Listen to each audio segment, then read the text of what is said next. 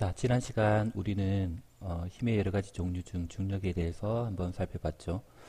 오늘은 마찬가지로 중력도 떨어져 있어도 작용하는 힘이었는데 떨어져 있어도 작용하는 힘의 종류로 두 가지를 더 살펴볼까 합니다.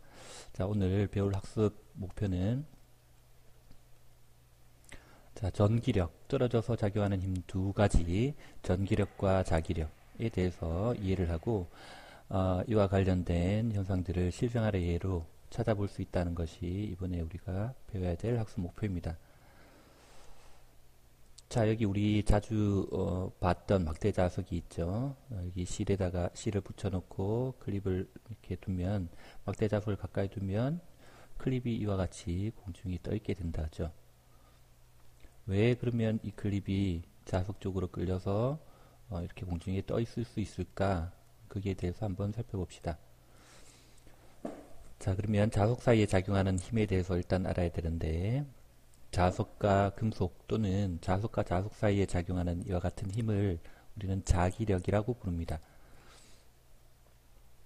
자, 이 자기력의 세기는 당연히 두 물체 사이의 거리가 가까울수록 크게 작용하고, 또한 자석의 세기가 세면 셀수록 자, 자석의 세기가 셀수록 자기력의 크기는 세기가 셀수록 자기력의 세기는 세지겠죠. 자, 자기력의 방향은 자, 자석이 다른 극 사이에는 서로 잡아당기는 힘이 작용하고 그와 같은 힘을 우리는 인력, 끌인자를 써서 끌어당기는 힘, 인력이라고 해요. 그래서 다른 극 사이에서는 다른 극 사이, 예를 들어서 N극과 S극 사이 혹은 S극과 N극 사이 이렇게는 서로 끌어당기는, 잡아당기는 인력이 작용하고 같은 극끼리는 서로 밀어내는 그 힘을 척력이라고 해요. 배척할 척자, 밀척자인데 그래서 같은 극끼리는 서로 밀어내는 힘을 작용합니다. 그래서 그림에서 보이는 것처럼 극이 이와 같이 다를 때 S극과 N극, 극이 다를 때는 서로 끌어당기는 인력이 작용하고 이와 같이 같은 극이 될 때 둘 다 지금 S극이죠. 그죠? S극과 S극을 마주하게 되면 서로 밀어내는 힘, 척력이 작용합니다. 마찬가지 N극, N극. 그러면 어떤 힘이 작용할까? 같은 극이니까 같은 극 사이에서는 서로 밀어내는 맞아요. 척력이 작용하겠죠. 자, 이와 같은 자기력을 이용한 예들을 한번 살펴봅시다. 첫 번째는 나침반이 있겠네요. 그죠? 나침반의 한쪽은 빨갛게 한쪽은 하얗게 표시되어 있는데 빨갛게 표시되어 있는 쪽이 자석의 N극이에요. 그래서 나침반 바늘 자체가 하나의 자석이고 요 N극은 항상 지구의 북쪽을 가리키게 돼 있다죠. 나침반의 N극이 북쪽을 가리키는 이유는 지구라는 것이 이렇게 지구가 있으면 지구라는 것이 여기가 북극이고 여기가 남극이라면 지구의 북극, 남극은 하나의 지구 자체가 하나의 자석인데 북극은 자석으로 따지면 S극을 가지고 있고 남극은 N극을 가지고 있어요. 그래서 여기에 나침반을 아무 때나 두면 나침반의 바늘이 N극은 S극을 S극은 N극을 잡아당기는 방향으로 배열을 하기 때문에 항상 N극이 북쪽을 향하는 이러한 모양으로 배열을 하게 되겠죠. 그래서 우리가 알아야 되는 것은 지구라는 것이 하나의 자석인데 사실 우리가 북극이라고 이야기하는 것은 자석의 S극에 해당하고 남극이라고 하는 곳은 자석의 N극에 해당해서 나침반을 두면 N극이 항상 북쪽을 향해끔 배치를 한다는 거예요. 그렇죠? 그래서 자기력을 이용한 예가 되겠네요. 그렇죠? 그 다음은 이제 우리 주로 사용하는 메모용 자석, 냉장고나 이런 데 붙여놓는 메모용 자석이 있을 거고 전자석 기준기 요거는 이제 여기에 전류를 흘려보내주면 자석이 된다는 전류가 흐르면 자석이 되는 성질을 가지게 되는 그러한 기구를 전자석이라고 하는데 이 전자석을 이용해서 여기에 있는 달라붙는 금속들 분리할 때 분리할 때 사용하게 되겠죠. 그래서 이것도 자기력을 이용한 예가 되겠네요. 그죠?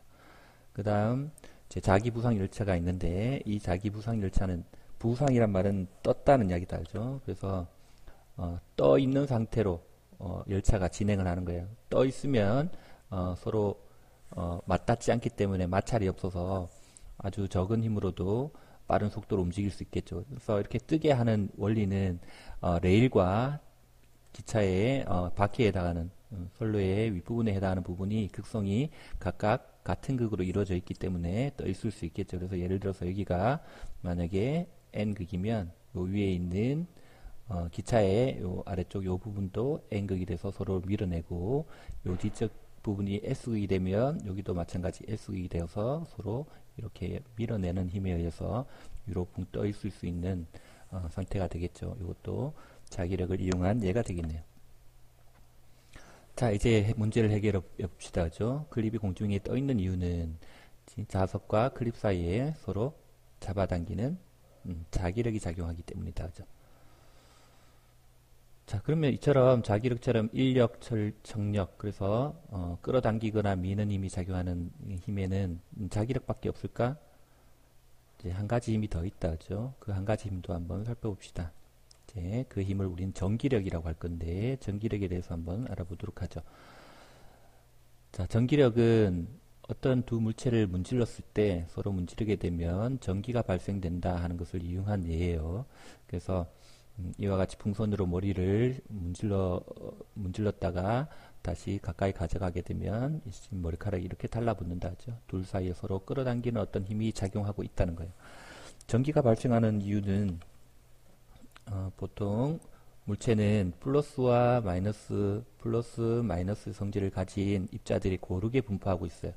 근데 이걸 문지르게 되면, 두 물체를 문지르게 되면 자, 플러스 마이너스의 균형이 깨어지게 되는데 이때 이동해 가는 것이 마이너스 전기를 띠고 있는 입자, 이걸 전자라고 하는데 전자들이 이동하게 돼요. 자, 전자가 이렇게 이동하게 되면 여기는 마이너스가 하나 더 들어왔으니까 전체적으로 마이너스가 3개, 플러스가 2개. 따라서 마이너스 성질이 강해진 마이너스 전기를 띤 물체가 되고 요거는 지금 플러스 2개, 마이너스 2개였는데 마이너스 하나가 옮겨가 버렸기 때문에 플러스 성질이 강해졌죠. 그래서 플러스 전기가 되는 거예요. 이렇게 되면 플러스 전기를 띤 물체와 마이너스 전기를 띤 물체 사이에 어떤 힘이 작용하게 된다는 거죠. 그래서 전기가 발생해서 서로 끌어당기거나 미는 그와 같은 힘을 전기력이라고 한다. 그래서 마찰시키면 서로 다른 전기를 띠게 되고 그 사이에 힘이 작용하게 된다 하는 거죠. 자, 빨대로 그 힘을 한번 느껴볼 수 있는데 우리가 수업 중에 한번 해볼 거예요. 그죠? 그래서 빨대 두 개의 빨대를 머리카락으로 문지른 뒤에 가까이 가져가 보면 어떤 일이 일어날까?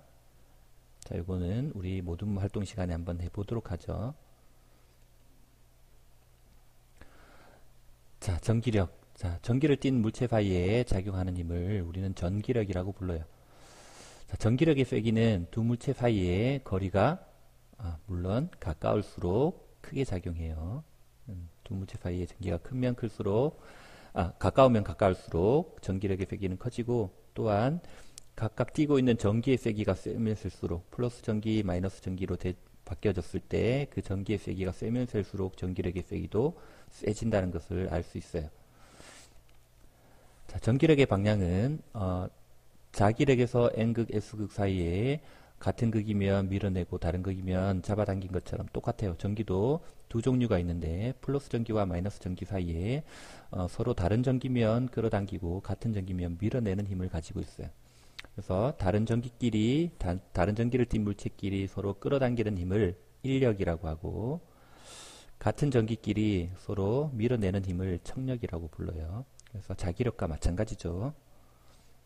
그래서 플러스 전기를 띤 물체와 마이너스 전기를 띤 물체 사이에는 전기의 종류가 다르기 때문에 서로 잡아당기는 인력이 작용하고 플러스 전기를 띤 물체와 플러스 전기를 띤 물체 사이 같은 전기이기 때문에 서로 밀어내는 청력이 작용해요. 그래서 방향은 서로 밀어내는 방향이 되겠죠. 마이너스 전기 사이에도 같은 전기이기 때문에 서로 밀어내는 청력이 작용해요.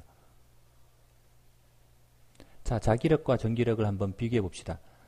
자, 자기력과 전기력을 비교하면 이와 같이 돼요. 자, 자기력과 전기력을 비교해서 살펴보면 자기력은 자석과 자석 혹은 자석과 금속 사이에 작용하는 힘을 이야기하고 전기력은 플러스 전기 혹은 마이너스 전기 하는 전기를 띤 물체 사이에 작용하는 힘을 이야기해요. 두 힘의 공통점은 둘 다 끌어당기는 인력도 있고 서로 밀어내는 청력도 작용한다는 거죠. 그리고 두 물체 사이의 거리가 가까우면 가까울수록 그 힘의 크기는 커진다는 거예요. 그리고 떨어져 있는 물체 사이에서도 작용하는 힘이 되겠죠. 떨어져 있는 물체 사이에 작용하는 힘의 종류에는 두 가지가 있다죠. 세 가지가 있다죠. 우리가 지금 배웠던 자기력, 전기력이 있고 또 한 가지는 지난 시간에 배웠던 중력이라는 게 있죠. 그것도 마찬가지 떨어져 있는 상태에서 작용하는 떨어져 있어도 작용하는 힘이 되겠네요. 그죠? 자, 개념 확인 한번 해봅시다. 자석과 금속 또는 자석과 자석 사이에 작용하는 힘을 우리 뭐라고 부른다?